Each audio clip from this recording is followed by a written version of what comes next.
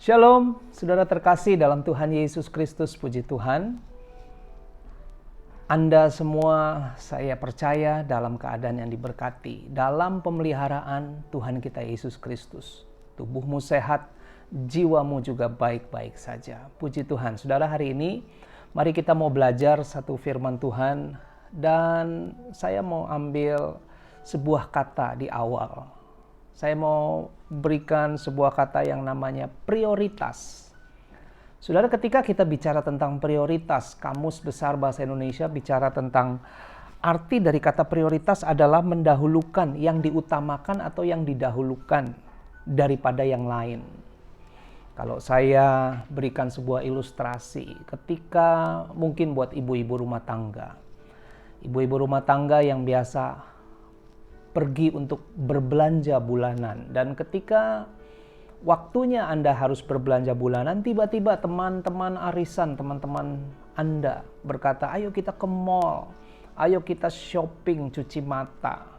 Atau mungkin pilihannya, ayo kita nonton, atau mungkin ayo kita arisan, ayo kita tidur mungkin buat ibu-ibu rumah tangga. Atau haruskah Anda berbelanja bulanan? Saya percaya pilihan Anda akan menetapkan kepada prioritas yang paling penting. Anda harus berbelanja, Anda harus membelanjakan uang Anda untuk kebutuhan bulanan Anda. Atau sekarang bagaimana dengan bapak-bapak? Seorang ayah yang punya hobinya memancing mungkin. Ketika dihadapkan harus memilih memancing, dan mungkin teman-teman Anda berkata, ayo kita pergi memancing. Tapi di hari yang sama anakmu sedang sakit. Saya percaya prioritas yang akan kau ambil adalah stay at home. Tunggu di rumah, mengurus anakmu yang sakit. Saudara, prioritas adalah memilih mana yang lebih penting. Kalau saya bicara bahwa prioritas saya adalah keluarga saya percaya Anda juga sama. Sebagai kepala keluarga, Anda akan melakukan apa saja untuk rumah tanggamu, untuk istrimu, untuk anakmu, karena mereka penting bagi Anda. Nah, berita baiknya hari ini, kabar baiknya hari ini yang ingin saya sampaikan adalah prioritas Yesus adalah Anda. Puji Tuhan. Prioritas Yesus adalah saya dan Anda. Sebuah kisah yang saya mau bagikan buat kita semua di dalam Markus pasal yang kelima. Markus pasal yang kelima ayat yang ke-1 sampai ke-17 saya akan bacakan pelan-pelan, dan saya harap Anda juga ikut di rumah. Anda juga membuka Alkitabmu, merenungkan, ambil waktu sejenak untuk diberkati melalui firman Tuhan. Saya mau kasih lihat bagaimana Tuhan Yesus punya prioritas itu adalah kita sebenarnya. Betapa kita itu berharga banget, betapa kita itu sangat-sangat berarti bagi Dia. Kadang mungkin kita pikir kita nggak berarti, kita orang yang nggak berharga, kita orang yang berdosa. Tapi hari ini saya mau kasih tahu bahwa prioritas Yesus adalah Anda. Markus pasal yang kelima ayat yang ke-1 sampai ke-17. Mari kita baca. Lalu sampailah mereka di seberang danau, Yesus dan murid-muridnya, di daerah orang Gerasa. Baru saja Yesus turun dari perahu, datanglah seorang yang kerasukan roh jahat dari pekuburan menemui Dia. Orang itu diam di sana dan tidak ada seorang pun lagi yang sanggup mengikatnya, sekalipun dengan rantai. Karena sudah sering ia dibelenggu dan dirantai, tetapi rantainya diputuskannya dan belenggunya dimusnahkannya, sehingga tidak ada seorang pun yang cukup kuat untuk menjinakkannya. Siang malam ia berkeliaran di pekuburan dan di bukit-bukit sambil berteriak-teriak dan memukuli dirinya dengan batu. Saudara, mungkin kalau kita baca, kita bilang, aduh kesian ya ini orang yang kerasukan roh jahat. Tapi saya mau kasih tahu hari ini bahwa ini menggambarkan Anda dan saya. Beberapa mungkin pekuburannya adalah seks, pornografi, obat-obatan, kecanduan yang lain. Mungkin engkau terikat dan di luar sana tidak ada yang tahu. Dan mungkin engkau terikat oleh hal-hal yang begitu buruknya sampai tidak ada yang bisa melepaskan engkau dari keterikatan itu. Kabar baiknya, Yesus memprioritaskan Anda. Begitu dia memikirkan Anda sampai dikatakan ayat ini, Yesus datang ke Gerasa menemui orang yang kerasukan roh jahat. Orang ini tinggal di pekuburan. Orang ini tinggal sendirian. Orang ini begitu kesepiannya. Saya nggak tahu, mungkin ada orang yang begitu kesepiannya di dalam hidupnya. Begitu ketakutannya dalam hidupnya. Begitu mungkin depresinya dalam hidupnya. Menggambarkan Anda dan saya mungkin. Setiap kita melalui hidup ini pasti ketemu dengan yang namanya masalah. Dan ketika masalah itu datang, mungkin engkau merasa sepi, engkau merasa sendiri. Kabar baik hari ini, Yesus punya prioritas, yaitu dirimu. Karena engkau berharga di mata Bapamu yang di surga. Ayat yang ke-6. Ketika orang ini melihat Yesus dari jauh, berlarilah ia mendapatkannya lalu menyembahnya. Wow. Saya percaya orang ini adalah pertama kalinya dia melihat Yesus. Tapi saya juga percaya ini bukan pertama kali Yesus melihat dia. Ketika mungkin engkau sudah lama berteriak tentang masalahmu kepada Bapamu yang di surga. Ketika engkau mungkin sudah berdoa, engkau berdoa untuk masalahmu yang engkau alami. Ketahuilah bahwa Yesus tahu dan dia mau menjawab setiap doamu. Ayat yang ke-7. Dan dengan keras ia berteriak, "Apa urusanmu dengan aku, hai Yesus, anak Allah yang maha tinggi? Demi Allah jangan siksa aku." Karena sebelumnya Yesus mengatakan kepadanya, "Hai engkau roh jahat, keluar dari orang ini." Perhatikan, Yesus menghardik roh jahat itu. Kemudian ia bertanya kepada orang itu, "Siapa namamu?" Jawabnya, "Namaku Legion, karena kami banyak." Ia memohon dengan sangat supaya jangan Yesus mengusir roh-roh itu keluar dari daerah itu. Saudara, namanya legion banyak. Mungkin kepribadianmu banyak. Mungkin engkau di luar sana bisa pretend, bisa berupaya untuk menjadi orang lain. Mungkin engkau banyak mempunyai masalah tapi di luar sana orang gak ngerti tentang masalahmu. Yesus memprioritaskan Anda. Jangan kecil hati, jangan patah semangat, jangan lemah di dalam hidup ini. Yesus memprioritaskan Anda. Ayat yang ke-11, saudara. Adalah di sana di lereng bukit sejumlah besar babi sedang mencari makan. Anda perlu tahu bahwa Yesus sudah menyeberang ke daerah Gerasa. Ini bukan daerah lagi orang Yahudi sehingga mereka memelihara babi. Di daerah Yahudi mereka tidak pelihara babi untuk kehidupan. Tapi di tempat ini, di daerah Gerasa, di daerah orang yang non-Yahudi, mereka memelihara babi dan banyak babinya. Saya lanjutkan. Lalu roh-roh itu meminta kepadanya, katanya, "Suruhlah kami pindah ke dalam babi-babi itu, biarlah kami memasukinya." Yesus mengabulkan permintaan mereka, lalu keluarlah roh-roh jahat itu dan memasuki babi-babi itu. Kawanan babi yang kira-kira 2.000 jumlahnya itu terjun dari tepi jurang ke dalam danau dan mati lemas di dalamnya. Anda tahu ceritanya.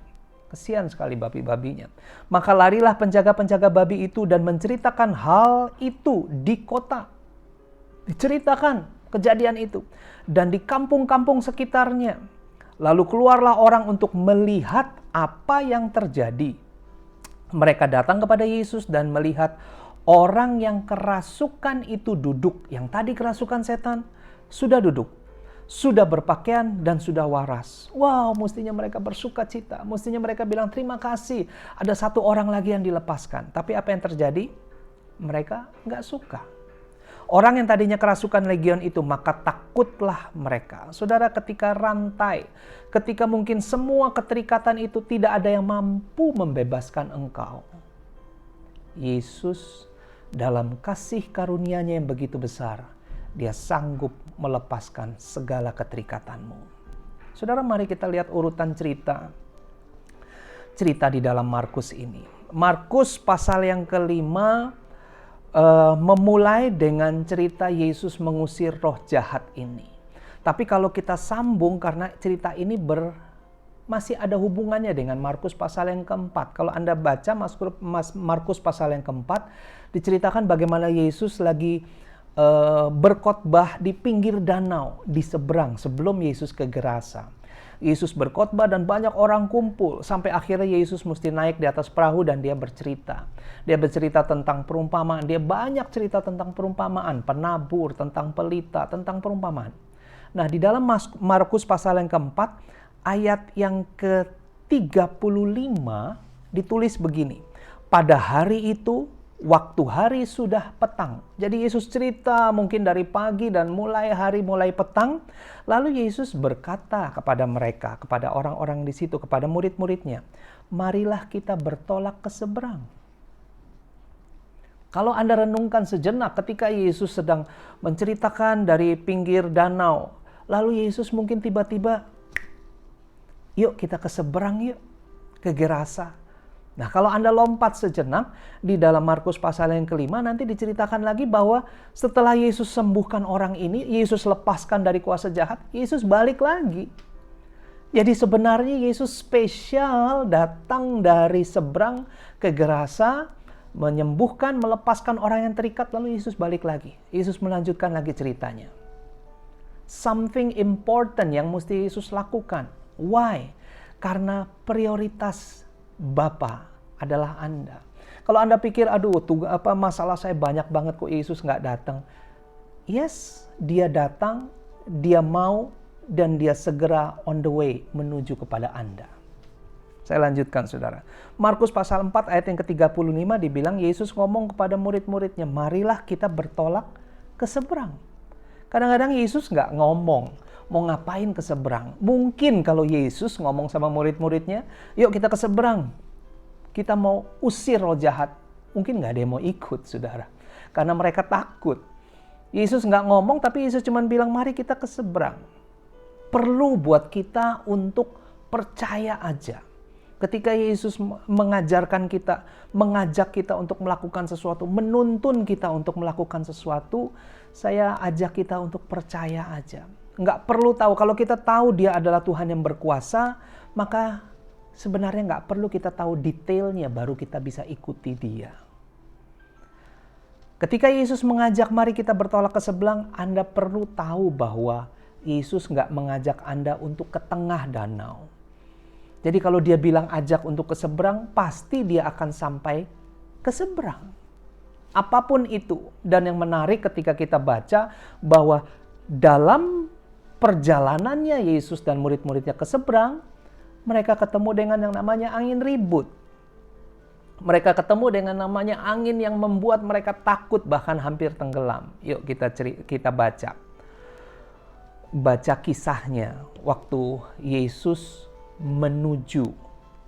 Tadi Anda baca bagaimana waktu Yesus menuju ke tempat di mana ada orang Gerasa ini. Tiba-tiba angin ribut itu datang. Mungkin berapa banyak dari kita yang mengalami masalah dalam hidup kita. Mengalami angin ribut di dalam hidup kita. Saya percaya angin ribut itu datang. Mungkin sebagian dari kita berkata angin ribut itu ialah hanya gejala alam yang normal. Menurut saya tidak, karena di dalam Markus ini dikatakan Yesus menghardik angin itu. Yesus tidak menghardik alam, Yesus menghardik kuasa jahat. Ketika Yesus dalam perjalanan menuju ke Gerasa, iblis kuasa jahat itu nggak suka. Nggak suka kalau ada orang yang dilepaskan. Kenapa? Karena orang yang mau dilepaskan ini adalah orang yang penting. Sama, Anda dan saya adalah orang yang penting. Ketika Anda dan saya menjadi orang yang penting di mata Bapa di surga, ketika kita menjadi prioritasnya Yesus, artinya Anda penting. Iblis tidak akan memberikan angin ribut itu kalau orang yang di seberang ini nggak penting, saudara. Justru karena iblis tahu bahwa orang itu penting, maka iblis mencoba menggagalkan perjalanannya Yesus ke Gerasa. Badai yang dikirim, mungkin engkau mengalami badai masalah hari-hari ini. Mungkin saya tahu kita semua punya masalah. Tapi ketika engkau punya masalah, Anda perlu yakinkan nomor satu, bahwa masalah yang datang menandakan bahwa engkau adalah orang yang penting. Iblis nggak akan menggojlok orang yang nggak penting. Begitu takutnya dia sama Anda dan saya, sehingga mungkin dia berikan yang namanya masalah bertubi-tubi. Tapi ketika masalah itu datang, justru cara pandang kita haruslah begini. Masalah boleh datang, tapi saya tahu Yesus on the way menuju hidup saya. Haleluya. Saya percaya ketika mungkin Anda memprioritaskan Yesus, ketika mungkin Anda memprioritaskan Tuhan Bapamu di atas segala-galanya dalam hidup ini, tiba-tiba kok malah bukan baik, tapi malah masalah bertubi-tubi datang. Percayalah, bukan berarti Yesus meninggalkan kita, tapi justru Yesus on the way menuju Anda. Dia datang untuk menyelamatkan. Dia datang untuk memberikan hidup dan hidup yang berkelimpahan bagi kita. Haleluya. Saudara, badai adalah tanda Yesus kasih karunia-Nya OTW, on the way. Karena ketika badai itu tiba-tiba datang, badai itu yang tadinya murid-murid sama Yesus itu lagi menyeberang, lalu tiba-tiba iblis kuasa roh jahat itu datang, memberikan badai, mencoba untuk menghentikan perjalanan Yesus supaya Yesus tidak sampai ke Gerasa, supaya Yesus tidak sampai membebaskan orang yang terikat itu. Tapi apa yang terjadi? Yesus dengan kuasanya, Yesus dengan keilahiannya, dengan satu perkata dia menghardik angin itu. Dengan kata lain, apa yang Yesus kerjakan ketika dia mau selesaikan, ketika dia mau nyai prioritas, yaitu orang yang di Gerasa yang kerasukan, dia harus sampai ke sana, dia harus selesaikan missionnya, dia haruskan selesaikan tugasnya. Dia harus menuju kepada orang yang ada di Gerasa, karena orang itu penting buat dia. Dari mana saya tahu orang ini penting? Ayat yang ke-20 dibilang, orang itu pun setelah dia dibebaskan dari roh jahat, dia mulai memberitakan di daerah Dekapolis segala apa yang telah diperbuat oleh Yesus. Orang ini yang menceritakan, orang ini menjadi pemberita kesaksian tentang hebatnya Tuhan Yesus. Begitu gentarnya iblis sampai dia harus bilang, jangan sampai ini orang ini menceritakan tentang nama Yesus. Anda sama, saya pun sama. Anda dan saya adalah penting. Anda dan saya adalah orang yang diprioritaskan Tuhan. Buktinya, iblis gak akan menyerang orang yang gak penting. Coba kita renungkan sejenak. Mungkin kalau Anda rasa, oh ya saya bertubi-tubi ini diserang. Tandanya Anda itu penting.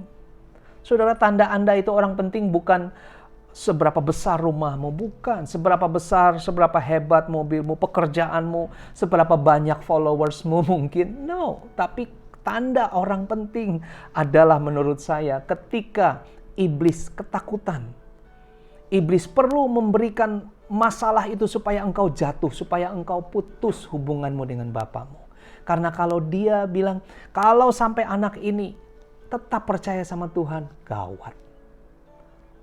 Saya ajak kita untuk mengerti betapa Anda dan saya adalah orang yang penting. Betapa Anda dan saya adalah prioritasnya dari Bapa di surga. Mari saya lanjutkan. Apa yang iblis serang? Ayat ini cerita tentang babi-babi. Mengapa iblis masuk ke dalam babi, saudara? Menarik karena iblis diizinkan masuk ke dalam babi, lalu babi itu nyemplung ke jurang dan mati semua. Kalau Anda baca, tadi kita baca bahwa di daerah itu kehidupan mereka adalah pelihara babi. Dan babi yang dipelihara Alkitab tulis 2.000 lebih. Saya coba hitung kalau satu babinya mungkin dengan kurs hari-hari saat ini, yaitu satu babi mungkin ya 2-3 juta lah bilang. Satu ekor babi 3 juta. Anda bayangkan 2.000 babi kira-kira 6 miliar. 6 miliar masuk ke dalam jurang. Pantes tadi Anda baca bahwa orang penjaga-penjaga itu langsung lari ke kota, langsung masuk dan menceritakan. Kenapa? Buat mereka, babi itu lebih berharga daripada satu orang yang kerasukan. Iblis menyerang yang paling berharga. Iblis tahu yang paling berharga yang bisa menjauhkan engkau dari hubunganmu, dari Bapamu. Kalau iblis serang sesuatu mungkin dalam hidupmu, mungkin yang berharga adalah suamimu. Maka mungkin iblis coba untuk mengganggu hubunganmu dengan suamimu. Karena ketika hubunganmu dengan suami mungkin gak baik, maka iblis bilang, nah ini hubungan dengan Bapa di surga juga akan menjadi retak sedikit. Saudara, iblis menyerang sesuatu hanya yang paling penting.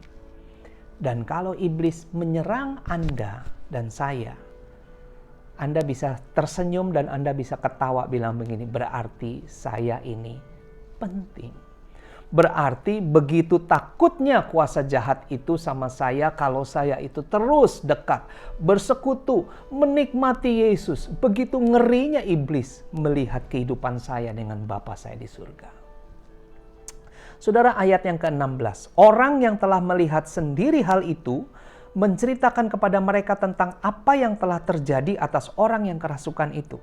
Kerasukan setan itu dan tentang babi-babi itu. Saudara, Alkitab mencatat spesial. Penjaga, orang-orang yang melihat itu cerita.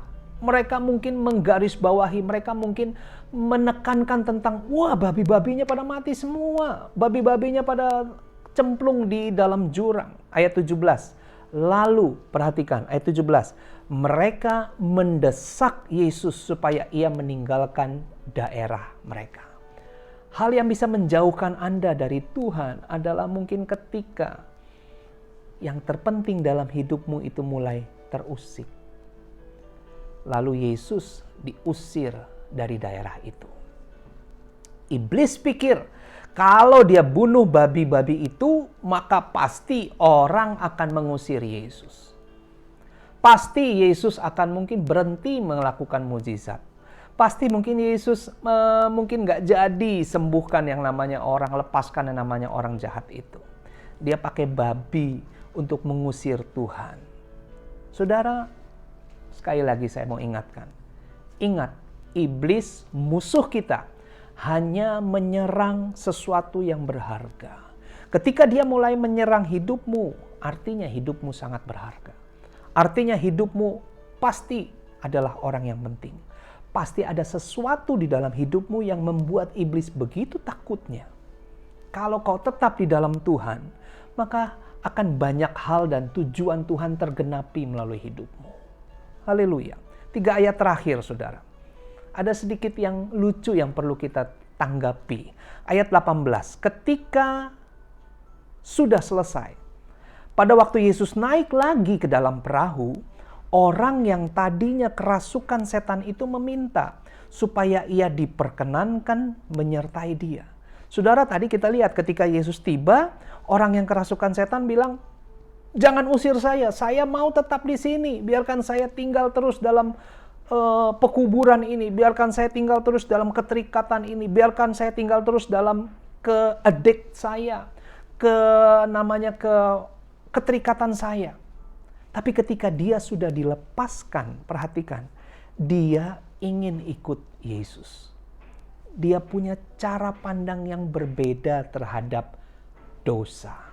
Dia punya cara pandang yang berbeda terhadap kehidupan yang lama, terhadap keterikatannya. Saudara, saya percaya ketika orang dilepaskan, maka dia benar-benar dibebaskan.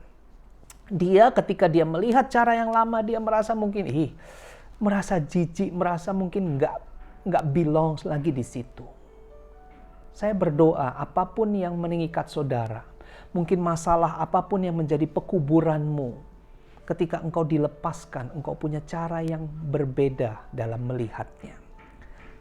Ayat 19, Yesus tidak memperkenankannya, tetapi Yesus berkata kepada orang itu, dengar baik-baik, pulanglah ke rumahmu. Yesus, orang itu mau ikut Yesus. Saya pikir kalau dia ikut Yesus kan bagus. Dia mungkin jadi dimuridkan, dia jadi bisa bersaksi kemana-mana. Tapi Yesus bilang enggak boleh. Kamu pulang ke rumahmu, kepada orang-orang sekampungmu, kepada orang-orang yang dulu tahu kamu ini kerasukan, kepada orang-orang yang tahu dulu ini pecandu narkoba, kepada orang-orang yang tahu kalau dia dulu ini pecandu pornografi, karena pada orang-orang yang tahu dia ini tukang bohong, kepada orang yang tahu dia ini hidupnya nggak benar. Pulang kembali kepada orang-orang sekampungmu.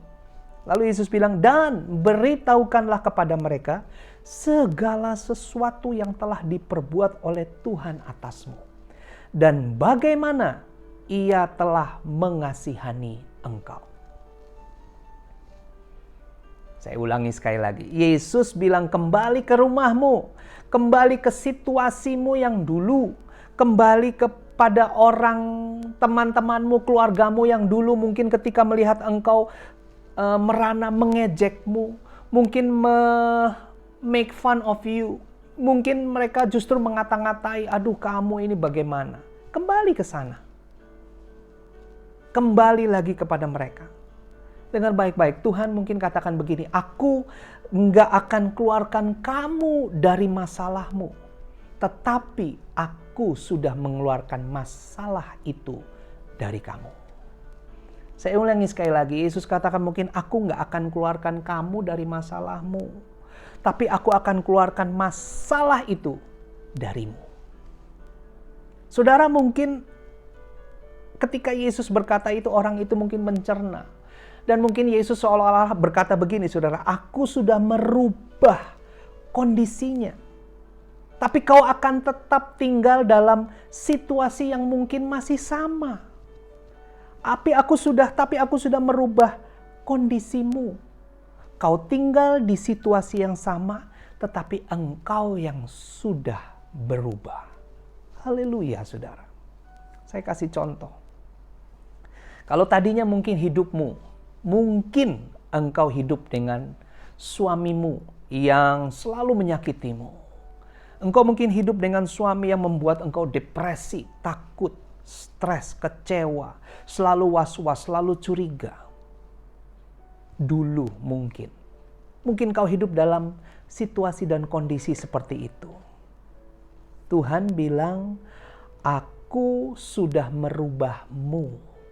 Engkau tinggal dalam situasinya mungkin sama, tapi kondisinya Tuhan sudah rubah. Ketika engkau melihat suamimu, engkau menanggapinya dengan less stress. Stresmu berkurang. Engkau menanggapinya dengan less depresi. Engkau nggak terlalu takut lagi. Anda mengerti? Ketika Yesus berkata, engkau perlu kembali ke rumahmu, ke situasimu yang dulu. Perhatikan, tapi engkau sudah aku ubah kondisimu. Situasinya mungkin nggak berubah. Mungkin hari-hari ini ada orang yang takut dalam situasi pandemi seperti ini. Kemana-mana serba takut. Kalau dulu engkau menjalani ini, engkau hidup dalam penuh ketakutan. Kesana takut, kesini takut, pegang takut, jalan takut, semua serba takut. Dengar baik-baik. Situasinya saya katakan, belum berubah. Masih pandemi ini berjalan. Tapi Yesus bilang, aku nggak keluarkan kamu dari masalah ini. Tapi aku keluarkan masalah itu darimu. Engkau akan melihat sesuatu yang berbeda. Kalau dulu engkau melihat ini, pandemi ini membuat engkau takut. Sekarang Yesus bilang, kondisimu sudah aku ubahkan. Dalam melewatinya aku percaya, ketika engkau tahu bahwa kondisimu sudah diubahkan. Betul, situasinya masih pandemi, situasi masih di mana-mana corona. Tapi cara engkau melihatnya diubahkan. Engkau yang sudah diubahkan. Kenapa? Karena Yesus capek-capek. Yesus repot-repot datang, nyebrang dari Danau Galilea. Dia dalam keadaan yang nowhere dan dalam keadaan mungkin petang-petang kita baca tadi. Dia tiba-tiba bilang, mari kita bertolak ke seberang. As if, seakan-akan dia bilang, ada yang perlu saya selesaikan di seberang. Ada anakku yang perlu aku bebaskan. Begitu pentingnya orang yang kerasukan setan ini sampai Yesus capek-capek nyebrang, melewati angin, topan angin badai, dan dia harus menghentikan angin itu. Kenapa? Nggak ada yang boleh menghentikan tujuannya dia. Ketika dia di dalam hatinya mungkin ada prioritas, ada orang penting yang perlu diselamatkan. Hari ini saya berdoa supaya Anda percaya, Anda sadar bahwa Anda adalah prioritas Yesus. Kehidupanmu menjadi prioritasnya Yesus. Kalau engkau bilang aku penuh masalah, tandanya adalah Anda orang penting. Dan masalahmu belum selesai, Yesus sedang on the way kepada Anda. Ketika Anda bilang, iya dulunya aku takut mungkin menghadapi COVID ini. Yesus bilang situasinya belum berubah, ya, tetap masih COVID, masih ada corona di mana-mana. Tapi Anda sudah dirubah. Anda menanggapinya, Anda melihatnya, Anda menjalaninya. Anda akan berkata, penyertaanmu sempurna, rancanganmu penuh damai, aman dan sejahtera, walau di tengah badai. Haleluya. Dirubah cara pandangmu oleh Tuhan. Masalahnya tetap ada. Engkau masih tinggal di dalam lingkunganmu, tapi engkau sudah diubahkan. Saudara, ayat yang ke-20. Ayat terakhir. Orang itu pun pergilah dan mulai memberitakan di daerah Dekapolis. 10 kota. Dekapolis artinya ada 10 kota di daerah itu. Segala apa yang telah diperbuat Yesus atas dirinya. Dan mereka semua menjadi heran.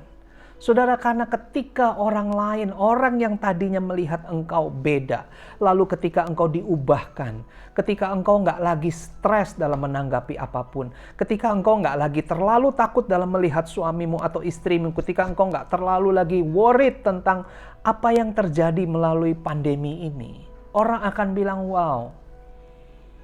Orang akan bilang apa yang Yesus ngomong. Bilang begini, segala sesuatu, ayat yang tadi, yang telah diperbuat Tuhan, biarlah orang lain melihat segala sesuatu yang telah dilihat Tuhan atasmu, dan bagaimana Ia telah mengasihani engkau.